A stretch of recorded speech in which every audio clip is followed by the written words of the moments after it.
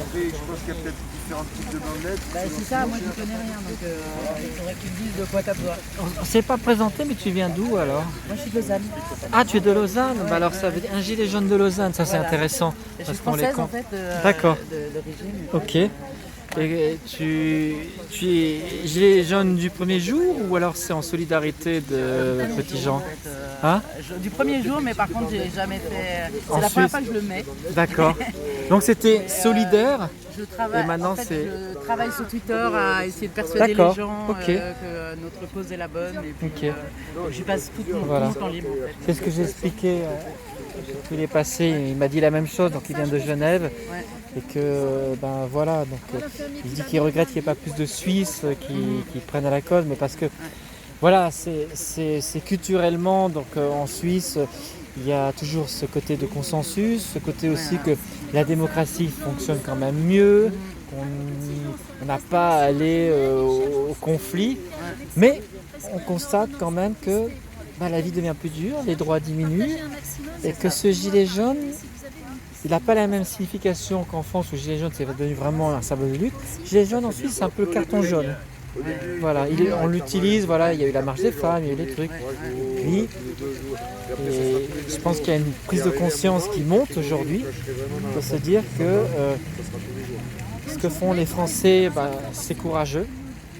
Au bout de 10 mois, après toute cette répression innommable, toutes ces horreurs qu'on voit, qu'on cache. Je suis pas sûre que toute la Suisse soit au courant de ça. Mais, Alors, je c'est pense aussi bien que, caché dans les, malheureusement, beaucoup de Suisses ne sont pas informés parce que bah, ils regardent, voilà, ils veulent pas savoir, ils ont l'habitude, c'est loin, c'est éloigné. Et puis c'est toujours tranquille de dire ah oui, mais bon, voilà, c'est un peu comme nous quand on est dans nos idées.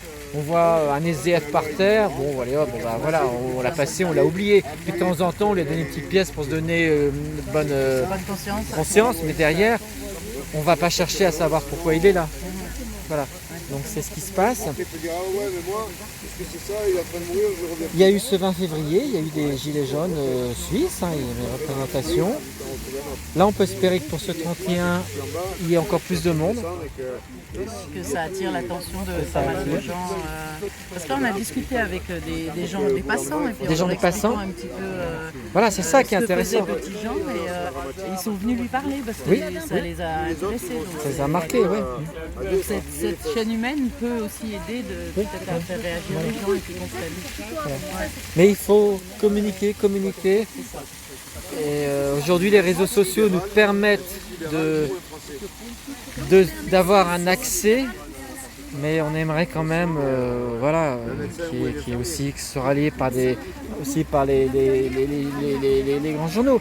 Ou alors s'ils le font plus, bah, ils auront perdu toute crédibilité. Moi personnellement, je regarde plus la télé, je suis Moi non plus, écuré. je regarde plus la télé depuis 6 mois. Mais si ça continue comme ça, bah, autant qu'ils ferment. Et puis là, ce qu'on disait tout à l'heure, beaucoup de gens nous disent oui mais l'ONU, etc., il ne faut pas en entendre quelque chose. Bah, si on doit vraiment rien attendre de l'ONU, qu'ils ferment aussi. Voilà. C'est ça. Parce que l'image de la France qui se dit sans arrêt les droits de l'homme, etc., si au niveau mondial, au niveau du monde, au niveau du truc, ils n'ont rien à répondre, qu'ils trouvent normal que des manifestants soient massacrés, bah, ils n'ont pas de raison de rester. Le problème, c'est qu'ils n'y croient pas, qu'on leur a assez menti pour leur faire croire qu'en fait, seuls les casseurs, seuls ceux qui ont fait des dégâts ont été touchés par la violence policière. Et du coup, Mais c'est la désinformation, ça c'est mais classique. la désinformation était extrêmement bien faite parce que plein de gens. Oh, elle est grossière quand même. Elle est grossière, mais Elle est pour très ceux qui grossière. s'intéressent de loin, finalement, ça leur suffit. Ouais. Ils n'ont pas envie d'entendre parler non plus, donc ça les rassure de se dire non, c'était que des méchants Voilà. qui se sont fait avoir. Mais aujourd'hui, ça marche encore, mais pour une minorité de gens. Il faut savoir que il y a des gens en France que tout va bien, des gens qui aiment bien la politique de Macron, qui sont le truc. Ça représente 20%, voilà, pas plus, entre 20 et 30%.